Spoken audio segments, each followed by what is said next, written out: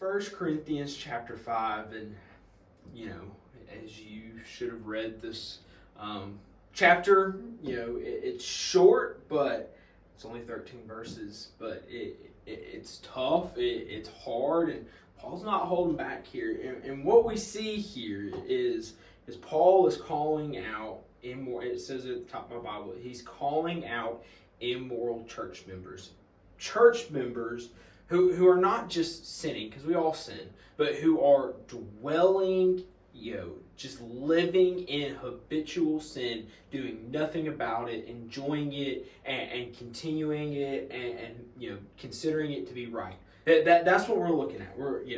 And I mean, he starts out, it says, it is actually reported that there is sexual immorality among you, and the kind of sexual immorality that is not even tolerated among the Gentiles. A man is sleeping with his father's wife. And it goes on, y'all, and you can sit here and read it for yourself. But what we're talking about here is we as believers are called to live a certain life. We as believers are called to live a life that is above reproach, to continue to pursue after Jesus, to be running after Jesus, to be putting our sin away to the side, and to be pursuing after Him. And we're sitting here, and you read right there in verse 1, a man is sleeping with his father's wife. Like, man, that's messed up. Y'all, it's not just that the man was sleeping with his father's wife. It's the fact the man was sleeping with someone other than his wife. That is what is so wrong about it. Is because we're not supposed to, sexual intimacy is for a man and his wife, and that's it. And we're not going to dive any deeper into this, but what we see here is Paul he is correcting behavior. Just as a kid is corrected for its behavior, here the church in Corinth is being corrected for its behavior. He is saying, hey, there are reports that you have church members doing this. This is wrong, and this is what you're supposed to do about that. And it says right there, it says, God judges outsiders, remove the evil person from among you.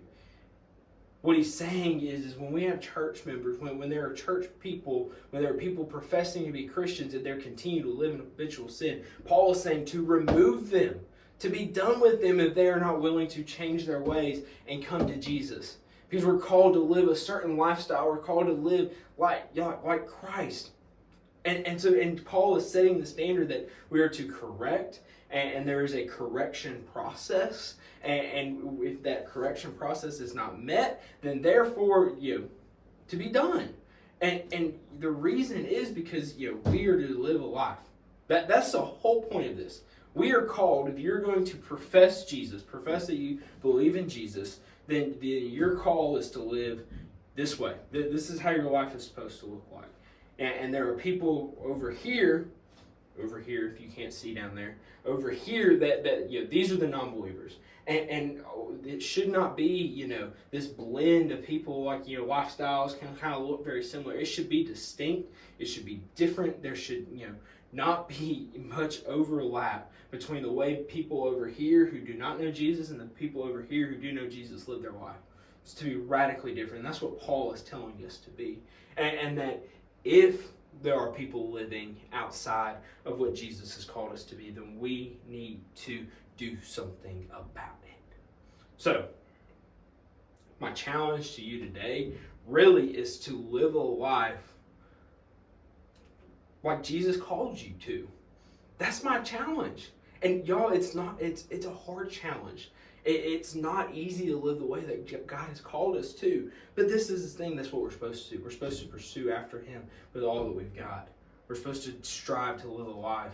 There are going to be people around us that are not living that life, and people who say are Christians that are not living that life, and we need to be correcting them. That's the whole point of today. So I hope you have a great rest of your day.